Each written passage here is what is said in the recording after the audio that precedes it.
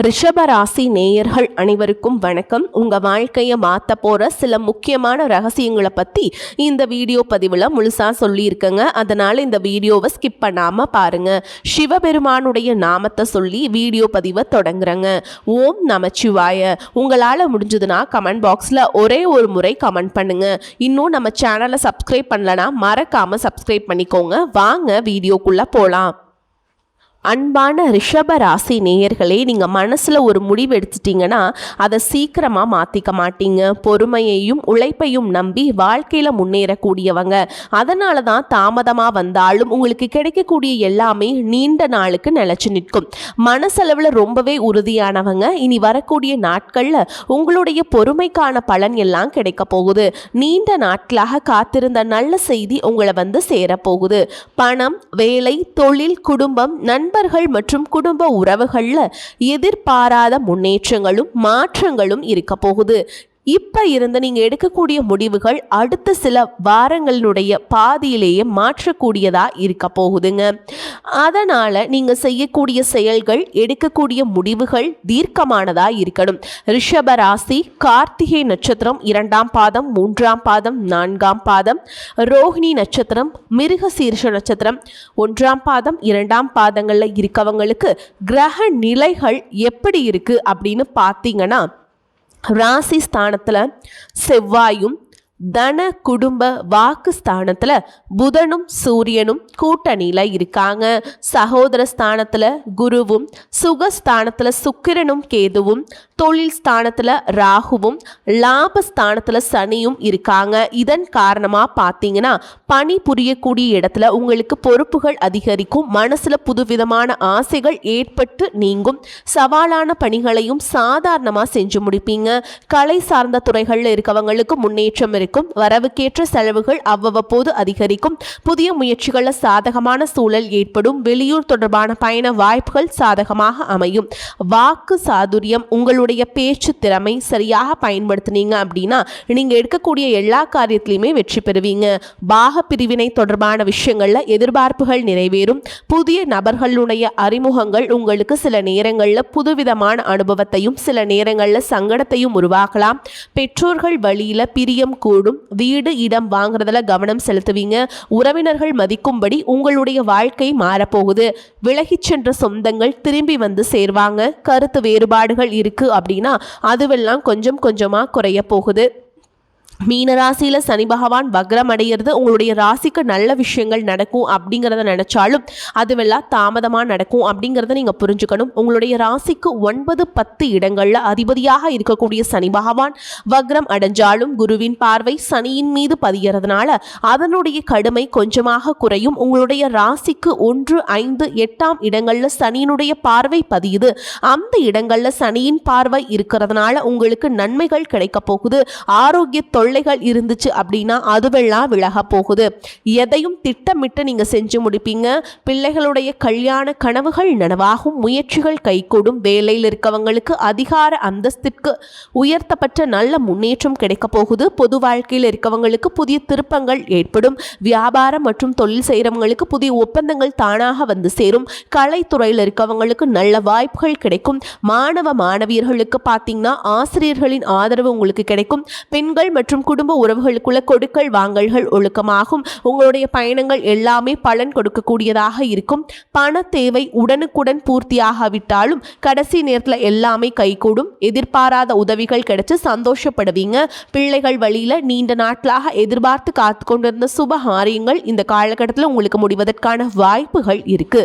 குடும்ப உறவுகள் மற்றும் நண்பர்களோட சின்ன சின்ன மன கசப்புகள் ஏற்பட்டு பிரிஞ்சு போயிருக்கிறதும், தொழில் மற்றும் வியாபாரத்தில் ஏற்பட்ட நஷ்டம் காரணமாக மன அழுத்தம் இருக்கிறதும், நீங்கள் எந்த ஒரு நல்ல விஷயத்தை செய்யணும் அப்படின்னு நினைக்கும் போதெல்லாம் அதில் ஏதாவது ஒரு தடைகள் ஏற்பட்டு நம்மளுடைய வாழ்க்கை எப்போ நல்லபடியாக மாறும், நல்லது எப்போ நடக்கும் அப்படின்னு ரொம்பவே எதிர்பார்த்து காத்துட்டு இருந்திருப்பீங்க. நீங்கள் என்னதான் நல்ல விஷயங்களை நினச்சாலும் நல்லதையே மற்றவங்களுக்கு செஞ்சாலும் உங்களுக்கு தொடர்ச்சியாக கஷ்டங்களும் பிரச்சனைகளும் மாறி மாறி வந்துக்கிட்டு தான் இருக்குது. அதையெல்லாம் மறந்து தான் உண்டு, தான் வேலை உண்டு அப்படின்னு இருந்தாலும் மனசுக்குள்ள ஏதோ ஒரு கவலை, ஏதோ ஒரு குழப்பம் உங்களை அதிகமாக யோசிக்க வச்சிட்ருக்கும். யாராவது என்னுடைய குழப்பங்களுக்கு பதில் சொல்ல மாட்டாங்களா, நல்ல தீர்வு சொல்ல மாட்டாங்களா, கடைசிக்கு என்னுடைய கஷ்டங்களை காது கொடுத்து கேட்க மாட்டாங்களா, ஆறுதலா நல்ல வார்த்தை பேசிட மாட்டாங்களா, என்னை உண்மையா நேசிக்க மாட்டாங்களா, எதிர்பார்ப்பு இல்லாமல் என்கிட்ட பழக மாட்டாங்களா அப்படின்னு நீங்கள் ஆதங்கப்படுறீங்க. இப்படி நினைக்கக்கூடிய உங்ககிட்ட நான் சொல்லக்கூடிய ஒரே ஒரு விஷயம், உங்களுடைய வாழ்க்கையில் உங்களுக்கு பிரச்சனைகள் இருக்குது, கஷ்டங்கள் வருது அப்படின்னா நீங்கள் நிறைய பாவங்கள் பண்ணிட்டீங்க அப்படின்னு அர்த்தமில்லை, நீங்கள் தவறான நபர் அப்படின்னு அர்த்தமில்லை. இந்த வாழ்க்கை உங்களுக்கு சில பாடங்களை கற்றுக் கொடுக்குது அப்படிங்கிறத நீங்கள் உணர்ந்துக்க வேண்டிய காலம். சாதாரணமாக எல்லாரும் சொல்லலாம், நல்லது செஞ்சால் இங்கே காலம் இல்லை அப்படின்னு நினைப்பாங்க. நம்ம நல்ல விஷயத்தை எப்போ செஞ்சாலும் அதற்கான பலன்கள் உடனே கிடைக்கலனாலும் அது காலதாமதமாக தான் கிடைக்கும் அப்படிங்கிறத நீங்கள் புரிஞ்சுக்கணும். கெட்ட பேர் வாங்குறது ரொம்ப ஈஸி, சில நிமிஷத்தில் நடந்துடும். ஆனால் நல்ல பேர் வாங்குறதுக்கு ரொம்ப வருஷம் ஆகும். அதனால் எப்போவுமே எதிர்பார்ப்புகளை குறைச்சிக்கிட்டு எப்பவும் போல் இயல்பாக இருக்க நீங்கள் பழகிக்கணும். இப்போ வரைக்கும் நீங்கள் எப்படிப்பட்ட கஷ்டமான சூழலில் இருந்தாலும் சரி, அதுவெல்லாம் நிரந்தரம் கிடையாது. உங்கள் வாழ்க்கை இன்னும் முடிஞ்சிடல அப்படிங்கிறத நீங்கள் ஞாபகத்தில் வச்சுக்கணும். இப்போ உங்கள் வாழ்க்கையில் இருக்கக்கூடிய கடன் பிரச்சனையோ, கணவன் மனைவி பிரிவோ, அல்லது காதல் தோல்வியோ, அல்லது வேலை இல்லாமல் கஷ்டப்படுறதோ, இது மாதிரி உங்கள் வாழ்க்கையில் உங்களை சுற்றி நடக்கக்கூடிய எல்லா விஷயங்களும் உங்களை அழிக்கிறதுக்காக வரல, உங்களை மாற்றுறதுக்காக வந்திருக்கு. ஒரு புதுவிதமான வாழ்க்கையை எதிர்காலத்தில் நீங்கள் வாழ போகிறீங்க. அதுக்கான ஒரு அடித்தளமாக தான் இதை நீங்கள் எடுத்துக்கணும். சிலருக்கு பார்த்தீங்கன்னா இந்த பிரச்சனையெல்லாம் கொஞ்ச நாளாக இருந்தால் பரவாயில்ல, ரொம்ப வருஷமாக இப்படி தான் போயிட்டுருக்கு, எனக்கு சுத்தமாக நிம்மதியே இல்லை, என் குடும்பத்தில் சந்தோஷம் இல்லை, என்னை எல்லாரும் ஏமாத்துறாங்க, எப்பவும் நான் மற்றவங்களுக்கு வாழ்கிற மாதிரியே இருக்குது, எனக்கு பிடிச்ச சின்ன சின்ன ஆசைகளை கூட என்னால் நிறைவேற்றிக்க முடியலை, இதையெல்லாம் ஒரு நிமிஷம் நினச்சி பார்க்கும்போது என்னடா இந்த வாழ்க்கை ஓடிட்டே இருக்கும், இதுவெல்லாம் எப்போ சரியாகும் அப்படிங்கிற கேள்விக்கு பதில் தெரியாமல் தான் இன்னமுமே நீங்கள் ஓடிட்டுருக்கீங்க. இப்போ நீங்கள் எப்படிப்பட்ட சூழலில் இருந்தாலும், எவ்வளவு மன அழுத்தத்தில் இருந்தாலும் அதுவெல்லாம் உங்களுக்கு கூடிய சீக்கிரத்திலேயே மாறப்போகுது அப்படிங்கிறத நீங்கள் ஞாபகம் வச்சுக்கோங்க. சாதாரணமாக 1 டிகிரி 2 டிகிரி படிச்சுட்டு வேலை இல்லாமல் சில பேர் இருப்பீங்க. சில பேர் தன்னுடைய படிப்புக்கு சம்மந்தமே இல்லாமல் குறைவான சம்பளத்தில் தன்னுடைய குடும்ப கஷ்டத்துக்காக ஏதாவது ஒரு வேலையை செஞ்சுட்டு இருந்திருப்பீங்க. இந்த சுக்கிர ஆதித்ய யோகம் காரணமாக உங்களுடைய மனசுக்கு பிடிச்ச மாதிரியான நல்ல வேலை அதிகமான சம்பளத்தோடு கிடைக்க போகுது. அதே நேரத்தில் அந்த வேலையில் சில சவால்களை எல்லாம் கடந்து வந்தீங்கன்னா சில மாதங்களுக்கு பிறகு உங்களுக்கு பதவி உயர்வும் கிடைக்க போகுது. தொழில் மற்றும் வியாபாரம் மூலமாக நஷ்டத்தை சந்தித்து கடனில் இருக்கவங்களுக்கும் உங்களுடைய புதிய யுக்திகள் மற்றும் புதிய முயற்சிகள் மூலமாக எல்லாவற்றிலுமிருந்து மீண்டு வருவீங்க. எதிர்பாராத நபர்கள் மூலமாக உங்களுக்கு உதவிகள் கிடைக்கும். நல்ல வேலையாட்கள் கிடைப்பாங்க. உங்களுடைய பொருளாதாரம் உயரப்போகுது. குடும்ப வாழ்க்கை இனிமையாக இருந்தாலும் குழந்தை பாக்கியம் இல்லை அப்படின்னு கோயிலுக்கும் ஹாஸ்பிட்டலுக்கும் மாறி மாறி போயிட்டு வந்திருப்பீங்க. சரியான புரிதலோடு சரியான மருத்துவ சிகிச்சைகள் மற்றும் குல தெய்வத்திற்கு பொங்கல் வச்சு வழிபாடு செய்வது, ஆரோக்கியமான விஷயங்களை செய்கிறதன் மூலமாக இந்த வருடத்தின் இறுதிக்குள்ளே நிச்சயமாக உங்களுக்கு குழந்தை பாக்கியம் கிடைப்பதற்கான வாய்ப்புகள் இருக்குது. அப்படி உங்களுக்கு கரு உருவாகக்கூடிய சூழலில் நீண்ட தூர பயணங்களையும் அளவுக்கு அதிகமாக யோசிக்கிறதையும் முற்றிலுமாக நீங்கள் தவிர்க்கணும். இதை மட்டும் நீங்கள் சரியாக செஞ்சுட்டு வந்தீங்கன்னா அழகும் அறிவும் ஒன்றாக இருக்கக்கூடிய குழந்தை பிறக்கும். இது நாள் வரைக்கும் நீங்கள் என்னதான் பாசிட்டிவாக இருந்தாலும் உங்களுடைய மனசில் நெகட்டிவான எண்ணங்கள் வந்து எந்த ஒரு காரியத்தை செஞ்சாலும் அதில் உங்களுக்கு முழு திருப்தி இல்லாத மனநிலை இருந்திருக்கும். அதனாலே உங்களுக்கு மனதளவில் பல சோதனைகள் எல்லாமே வந்திருக்கும். உங்களுடைய கடின உழைப்பால் உங்களுக்கு வருமானம் அதிகமாக வரக்கூடிய சூழல் இருந்தாலும் வருமானத்தையும் மீறி அதிகமாக கடன் வாங்கி செலவு செய்யக்கூடிய சூழல்கள் வந்திருக்கும். சில இடங்களில் மற்றவங்களுக்கு கடனாக பணத்தை கொடுத்துட்டு அதை திரும்ப வாங்க முடியாமல் ரொம்பவே மன உளைச்சலுக்கு ஆளாகி இருப்பீங்க. அதனாலே குடும்பத்திலையும் சரி தொழிலையும் சரி உங்களுக்கு நிம்மதி இருந்திருக்காது. உடல் ஆரோக்கியத்தை பொறுத்த வரைக்கும் 50 வயசுக்கு மேலே இருக்கவங்க ஏதாவது உடல் பிரச்சனை காரணமாக மருந்து மாத்திரைகளை அதிகமாக சாப்பிடுவீங்க. ஆனால் அது குணமடையாமல் தொடர்ந்து பிரச்சனைகளை கொடுத்துக்கிட்டே இருந்திருக்கும். இனி வரக்கூடிய கிரகநிலைகள் காரணமாக மருந்துகளோடு இயற்கையான உணவு முறைகளையும் நீங்கள் எடுத்துக்கிட்டீங்க அப்படின்னா உங்களுடைய உடல் வலுப்பெறும். எல்லா விதமான துன்பங்களில் இருந்தும் நீங்கள் மீண்டு வருவீங்க. உங்களுடைய வாழ்க்கையில் மற்றவங்க அவங்களுடைய சுயநலத்துக்காக தெரிஞ்சு உங்களுக்கு சில துரோகங்களை எல்லாம் செஞ்சுருப்பாங்க. மற்றவங்க செஞ்ச தப்புக்கு நீங்களே பழி ஏற்றுக்கிற மாதிரி இருந்திருக்கும். ஒரு விஷயத்தை நல்லா புரிஞ்சுக்கோங்க, சிலரை மாற்ற முடியாது, ஆனால் நம்மளை நம்ம மாற்றிக்க முடியும். உங்களுடைய வாழ்க்கையில் ஒவ்வொரு நிலையிலையும் ஒவ்வொரு நாளும் ஒவ்வொரு செயலுக்கும் ஒவ்வொருத்தருடைய விமர்சனத்துக்கும் பதில் கொடுத்துட்டு இருக்க முடியாது.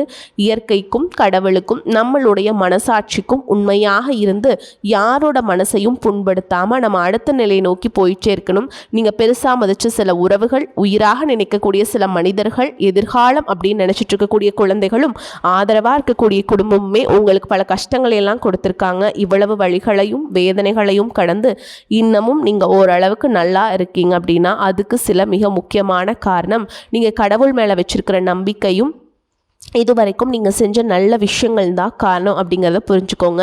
உங்களை பொறுத்த வரைக்கும் இந்த வாழ்க்கையில் நீங்கள் பெருசாக எதையுமே ஆசைப்படல. ஆரோக்கியமான சாப்பாடு, தனக்குன்னு சந்தோஷமான நல்ல குடும்பம், மனசுக்கு பிடிச்ச வீடு, தேவைகளையெல்லாம் பூர்த்தி செய்யக்கூடிய அளவுக்கு வருமானம் கொடுக்கக்கூடிய வேலையோ தொழிலோ இது இருந்தால் போதும்.